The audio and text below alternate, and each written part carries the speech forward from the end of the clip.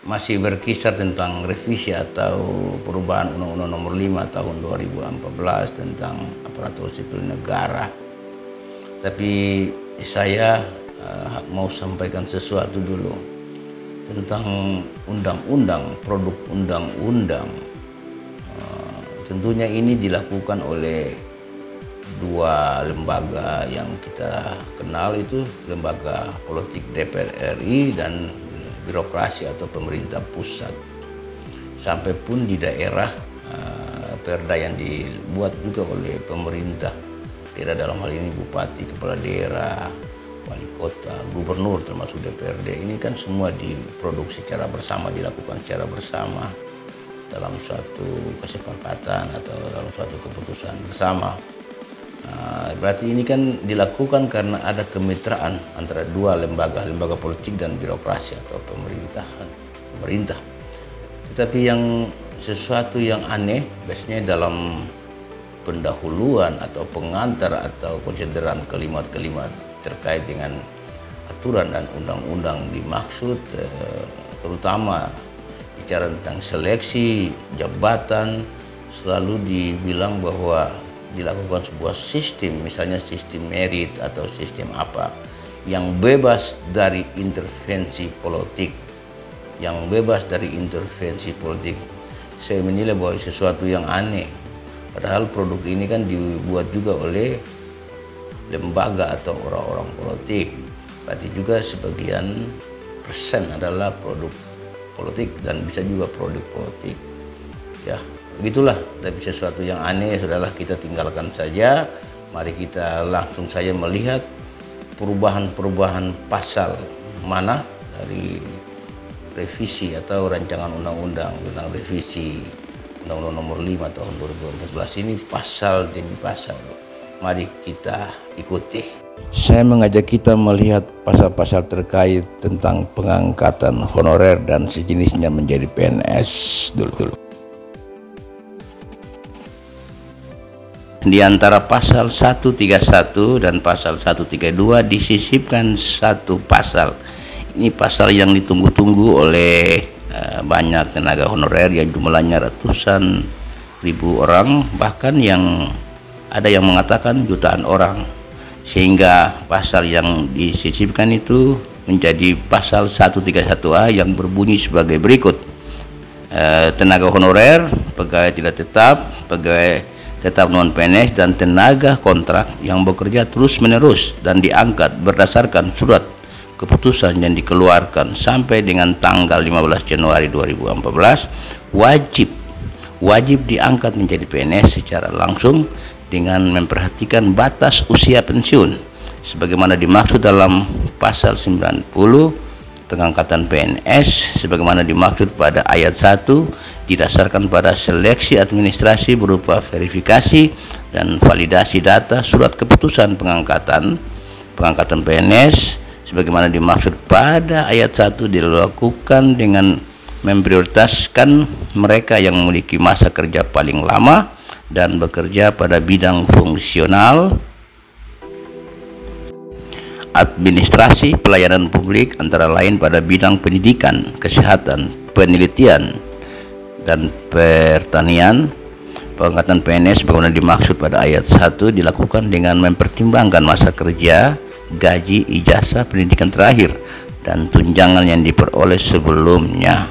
Tenaga honorer, pegawai tidak tetap, pegawai tetap non-PNS, dan tenaga kontrak diangkat menjadi PNS oleh pemerintah pusat. Dalam hal tenaga honorer, pegawai tidak tetap, pegawai tetap non-PNS, dan tenaga kontrak tidak bersedia diangkat menjadi PNS sebagaimana dimaksud pada ayat 1 harus membuat surat pernyataan ketidaksediaan untuk diangkat menjadi PNS. Selanjutnya mari kita lihat di dalam pasal 134 diubah sehingga berbunyi, peraturan pelaksana dari undang-undang ini harus ditetapkan paling lama 6 bulan terhitung sejak undang-undang ini diundangkan. Ini terkait dengan peraturan pemerintah. Ya, barangkali akan dikeluarkan PP yang baru pengganti PP 49 2018. Yang berikut di antara pasal 135 dan pasal 136 disisipkan satu pasal, yakni pasal 135A berbunyi sebagai berikut: pengangkatan tenaga honorer, pegawai tidak tetap, pegawai tetap non-PNS, dan tenaga kontrak menjadi PNS sebagaimana dimaksud dalam pasal 131A ayat 1 dimulai 6 bulan dan paling lama 3 tahun setelah undang-undang ini diundangkan. Pada saat undang-undang ini mulai berlaku, pemerintah tidak diperbolehkan melakukan pengadaan tenaga honorer, pegawai tidak tetap, pegawai tetap non-PNS, dan tenaga kontrak. Kita sudah melihat pasal-pasal yang diubah, terkhusus tentang pengangkatan honorer dan sejenisnya itu menjadi PNS. Saya ada memberikan beberapa catatan. Yang pertama, bahwa revisi undang-undang ini akan segera diundangkan. Yang kedua, paling lambat 6 bulan sudah ada PP, peraturan pemerintah selaku peraturan pelaksanaan. Yang berikut, pengangkatan honorer atau sejenisnya ini sudah harus dilakukan bersamaan dengan dikeluarkan peraturan pelaksanaan, dikatakan 6 bulan dan paling lambat 3 tahun.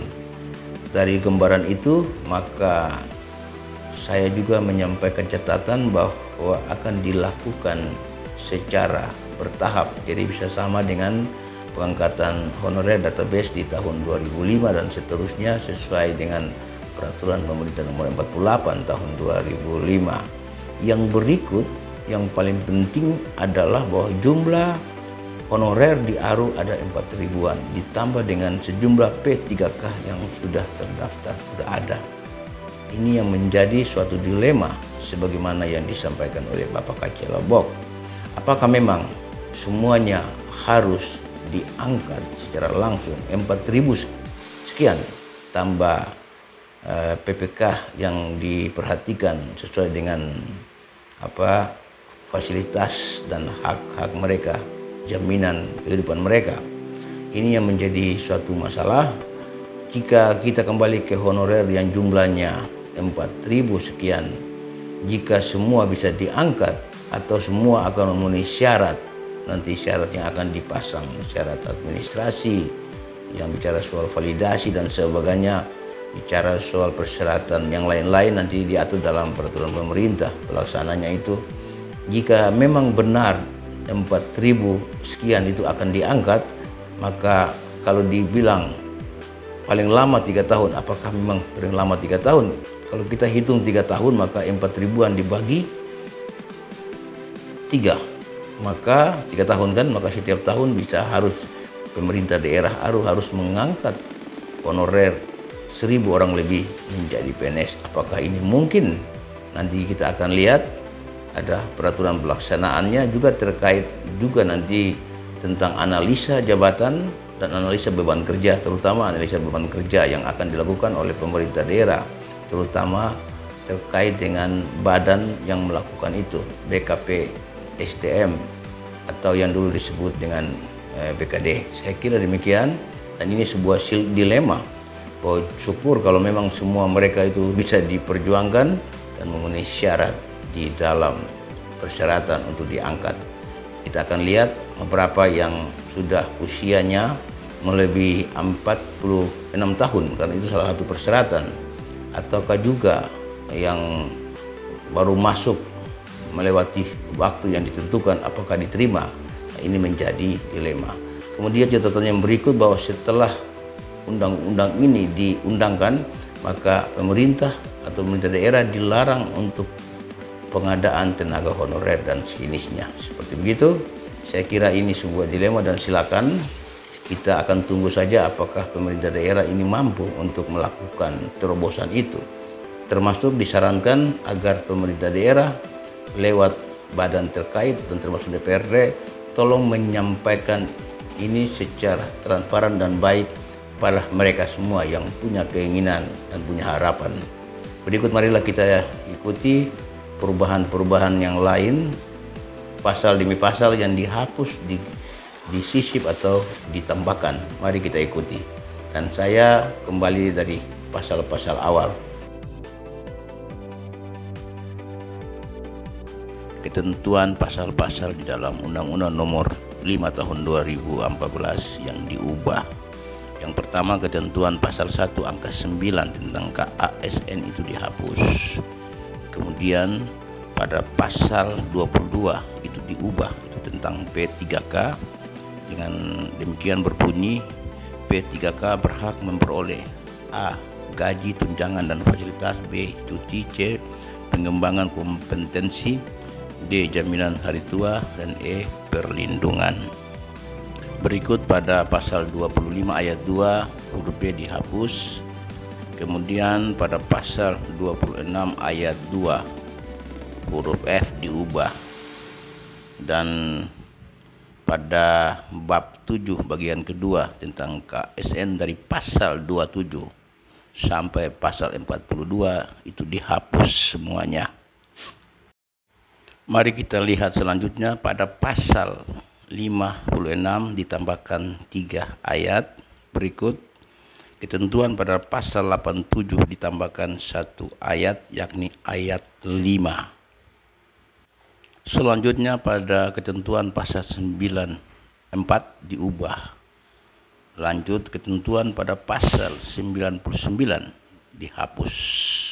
Dalam pasal 99 ini bicara tentang P3K yang dalam pasalnya dikatakan bahwa P3K tidak dapat diangkat secara otomatis menjadi calon PNS. Ini dihapus.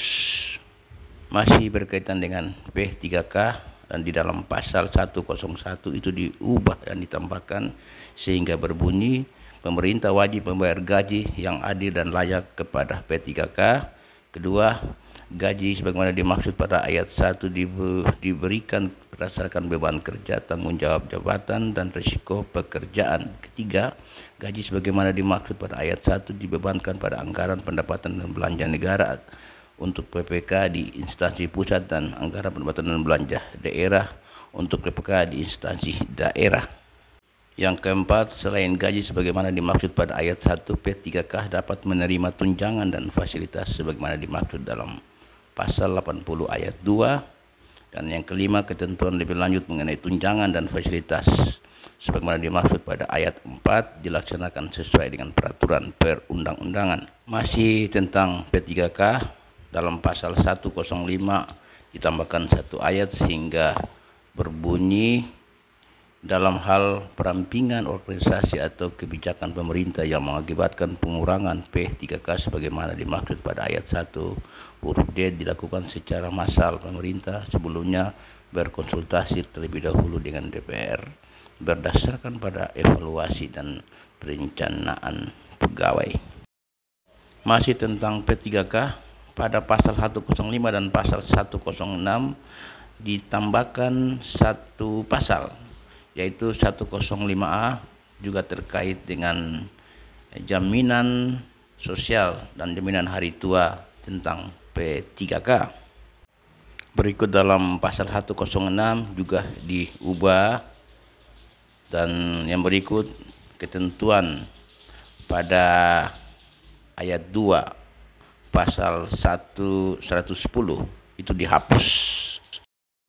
Selanjutnya pada pasal 111, pasal 117, 120 itu diubah. Ini terkait dengan JPT.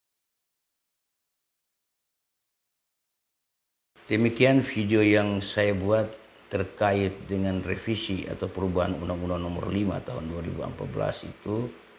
Silakan masing-masing boleh melihat juga pasal demi pasal dalam draft undang-undang itu. Dan saya juga menyampaikan terima kasih bagi yang sudah menonton video ini. Terima kasih dan salam dari saya, Niger Shelly.